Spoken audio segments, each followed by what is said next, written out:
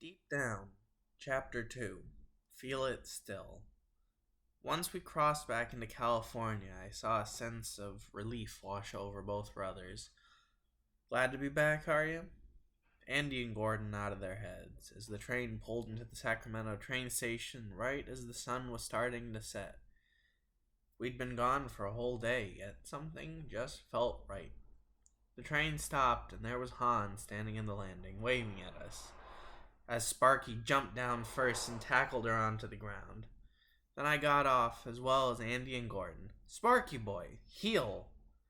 He immediately sat down on the ground, tail wagging, as Han got up and brushed herself off. She walked over to me and gave me a big hug. "You all did such a great job. All of you. As much as I'm worried about the future, the West Coast is alive and becoming a collection of superpowers. So, Seb, what is each leader like?" Gordon then stepped up. "Well, Portland and Oregon in general we need to be very aware of. They are industrializing at a rapid rate. By the summer, they'll be fully self-sustainable." Han nodded as Andy stepped up next. "Portland has some power back, as well as Washington. For the moment, we still have the advantage, but not for long." Han nodded while jotting down notes, and she looked at me. "Well, what did you think of the two nations?" I had to think and pulled out a joint to light up. "I think both are very strategic, but we have to be very careful as Portland was on the verge of collapse. They aren't ruthless, but they are rapidly advancing, back from the brink of destruction. And Washington State is the breadbasket for the fledgling nations. We must keep an eye on them as well. Not as much in my opinion, though." Then Andy received a call on his cell phone. "Hello?" We all gathered around Andy as he put the phone on speaker mode.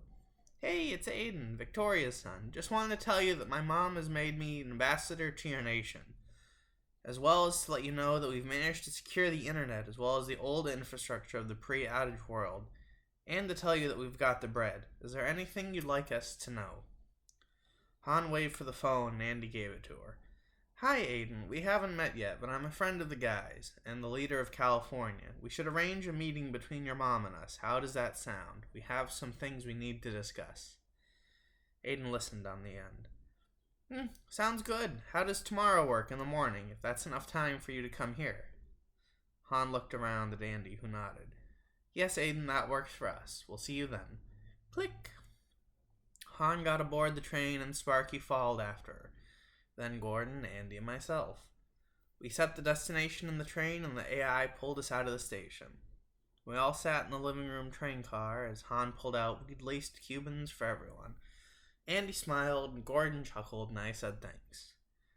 I lit up and sipped from a canteen filled with water.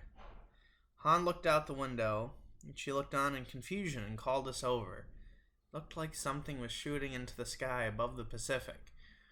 Then it blew up in a massive reddish-orange ball of fire, and Andy checked his computer. That was Oregon testing a missile from Fort McNeely. They're advancing very fast, and we might need to talk to them about it.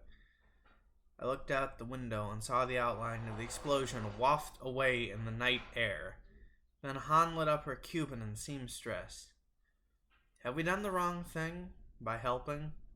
I shook my head and knew Victoria could be reasoned with. "No, we didn't, Han. I can talk to her. Just leave that to me. Makes sense why they're doing this. They never want to be vulnerable again. But we also need to have laws and pacts or codes that all three nations adhere to. Han, start writing a conduct and a pact of sorts. Gordon, strategize and appeal to the militarism of Oregon. Andy, keep an eye on Atmos, and I'll think of what we tell Victoria." We all got to work as the train barreled forward.